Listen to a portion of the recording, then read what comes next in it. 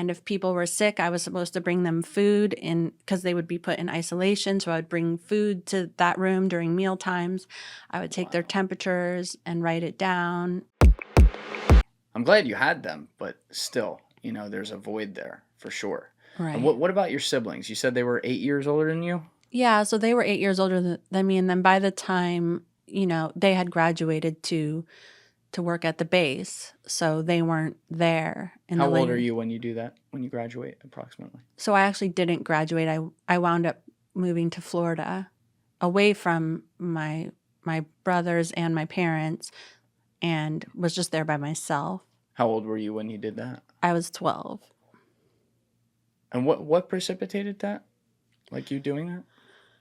So I had been there once or twice to visit my mom before. And basically we were all told that at the ranch we had to become auditors, which is kind of like a Scientology counselor. And that's a lot of training that goes into that, like years. And so they sent me to Florida to do that training because that's supposed to be the best training in the world. So similar to what Aaron got sent down there to do effectively, but then the narrative there changed. You ended up doing something else. Got it. Yeah, we actually met when on an earlier visit when I was probably like 9 and he was like maybe 13, or I was 10 and he was 13. So we were on the same course together at one point. So you guys have known each other for a very long time then. Yeah. Yeah. And when I got married in the Sea Org, she and her husband in the Sea Org were at our wedding. Yeah. The small world. Very small world. We'll get to that. But so you go to Florida when you're 12, and how long were you there for? I was there until I was about 16 and a half. So that's like 4.5 years to learn to be an auditor. Yes. And then did you become an auditor? So just in the time that I was there, my job changed, my training, what they wanted me to train for changed. So, I was trained to use the e-meter, but I had a couple different jobs, but I was not yet trained to be an auditor.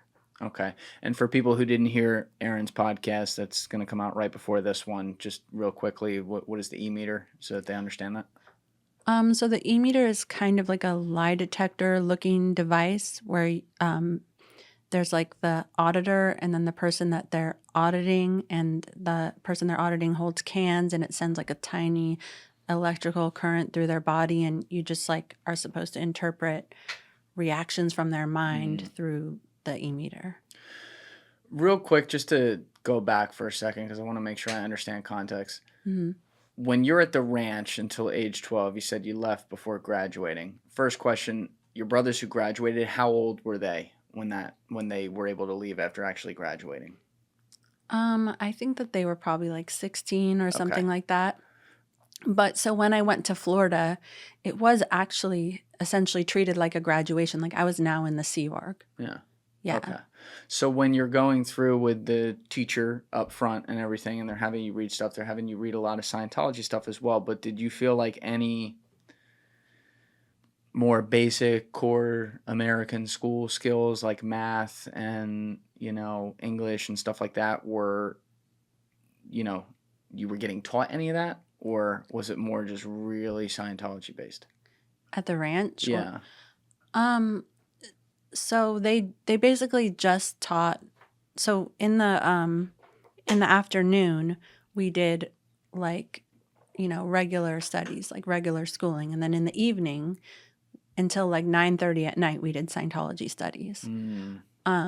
So, but with like the regular educational studies, they were not teaching us anything. There were no grades.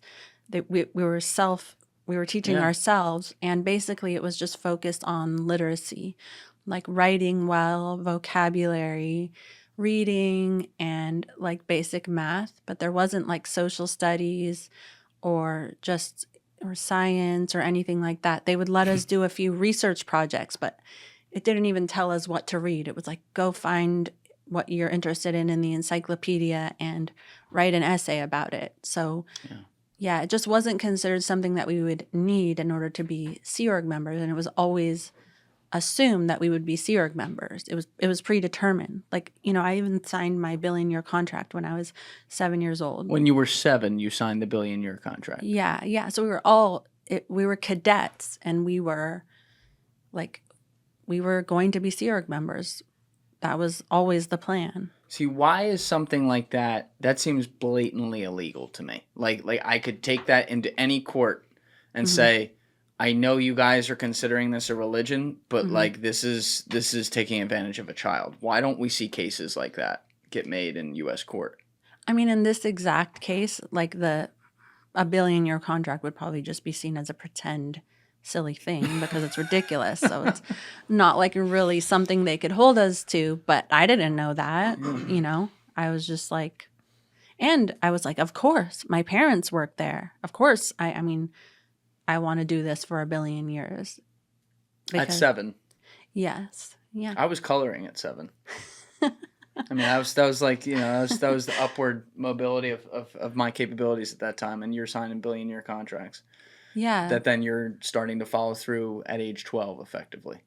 Right. I mean, we were even doing it there. I mean, even at the ranch, we were all organized into different groups and different units. We had gatherings several times a day. We would stand in lines. We would like do a report, like Unit 1 report. And it was like all present and accounted for. And we had jobs like that we would do even before we did the labor. Like I was like, for a little bit, I was like the medical officer. The medical officer. Yeah, but I didn't like do stitches or anything like that. But I was responsible for like handing out vitamins, and I was supposed to ask everyone every day if they had any illness. If they had like a rash, I would give them the cream for it. And if people were sick, I was supposed to bring them food because they would be put in isolation. So I would bring food to that room during meal times. I would take their temperatures and write it down and everything like that. So that was before we even did all the upgrades during the day, which we did for 35 hours a week. And then we did schooling in the afternoon, and then in the evening we did Scientology studies. Did you have any downtime whatsoever for yourself? No, we had like a 15-minute break during school time. Yeah, but it was like run to the canteen and pay for your snacks out of your $5 that you made that week. And yeah, and then go back to course. Can't say Scientology doesn't teach discipline. I'll give them that. There's definitely a lot of discipline there, but illegal discipline. So the other thing I was forgetting in there was your brothers. They were 8 years older, and they had graduated by the time you were 11, 12 up in there. But when you were younger, did you have a lot of interaction with them and a good relationship? What was that like? So my brothers are twins, and they are but they're not, like, my mom is they're my half brothers. So my mom is their mom, and their dad is another guy who was in the Sea Org. And so when they were young, like before I was born, it was somehow decided that my mom would take one of my brothers and the dad would take the other brother. And so I only grew up with one of them as being like my brother.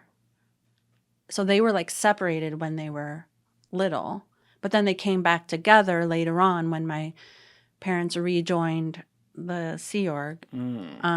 So one of them was like my brother, and we had like, he was my older brother. Like he would kind of tease me, because he was at the ranch, I think I kind of looked at him as a parental figure. I mean, he may not have been aware of this though, but he was also 8 years older than me. So he was like, yeah. I mean, you're looking for anything to fill that role at that point, and that's significantly older compared to everything else you're dealing with. Right, exactly. You know? Yeah, and like sometimes when I was like crying or something like that, he would like make me feel better. And then, sometimes on other days he would torture me. So just the usual. What the brothers do. But what about like, how does Scientology, like what kinds of things would make you cry? I mean, you're a kid, things make you cry, but I'm thinking of this differently because you're in a cult that's like controlling everything you do. Right, totally, yeah. Yeah, and that's a good question because for the most part, like when I was a kid, I knew, and honestly, I still am trying to get over knowing this. Actually, I'm doing pretty good at it. But like I was like, don't cry because it does nothing. Like you're still going to have to do what you're supposed to do anyways. It doesn't work. You just get in trouble. So but there were a few times when I was just like, well, I can't stop myself from crying or getting upset. But it was, I don't know, it would just be something like I would get in trouble for, like stupid things, like asking my friend to help me on my math. Like, and you're not allowed to talk in the course room, but like, and I needed help on something. I needed her to explain something to me, but that's like considered terrible to have someone explain something to you. You have to find the word you don't understand. And we would get screamed at. Like, The teacher would scream at you. Yeah, across the whole classroom. That's not an exaggeration. That's how we were talked to all the time. Like, it wasn't like, you guys, please stop talking. It was like, Jenna, shut the fuck up. And like, we would get sent to like the ethics office, and like we would even get demoted for something as simple as talking in the classroom. So, so just like something like that, or like, if you were late for a muster, that's what the gathering meetings were called. You'd get brought up in front of the group and like just like kind of embarrassed. For a period of time, if you were late, they would dump like a bucket of ice water over your head. Like it was like a takeaway from when the Sea Org was on a boat and they would throw people overboard. And so that was us being thrown overboard, was like being dumped with a bucket of ice water. Or they throw people overboard. Yeah, right. That's nice. I'm just trying to picture that teacher we were talking about, like, and then suddenly being like, what the fuck? Like, it's just like, your kids, when we're reading facial expressions, especially women, more than guys, more than ever, when we are young kids and developing, because we're trying to understand what our surroundings are. And this becomes the baseline of how you think human behavior is. I mean, you're literally seeing like controlled robotic bipolarism in front of you at all times. That's wild. Yeah, I mean, that's such a good way of putting it. That's exactly what it is. And I think like you just like learn to like be a chameleon because you're always trying to predict someone's behavior. And so you're just like, okay, who do I need to be in this exact second in order to survive? And as a result, you don't learn to be yourself. You know nothing about yourself. You don't have time to like do art. You don't have time to be like, what am I interested in? Because who cares? You're just going to be a Sea Org member. Who cares what you're interested in? In fact, you're probably better off never figuring it out so that you don't have to miss it.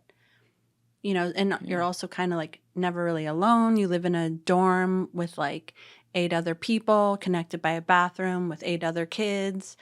And are there decorations on the wall, or is it just like a blank, like almost like a prison cell kind of setup?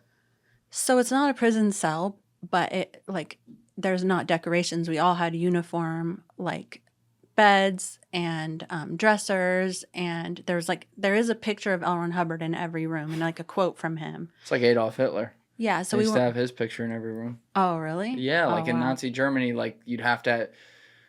It was highly looked down upon. Maybe we can look this up to make sure I'm not fucking this up, Alessi. But it was highly looked down upon to not have the leader, the Führer, on your wall in some form of picture, like Jesus, if you will. So that's the same thing. Thank you for watching the video, guys. If you haven't already subscribed, please smash that subscribe button and check out this clip's full podcast episode by clicking here or in the description below.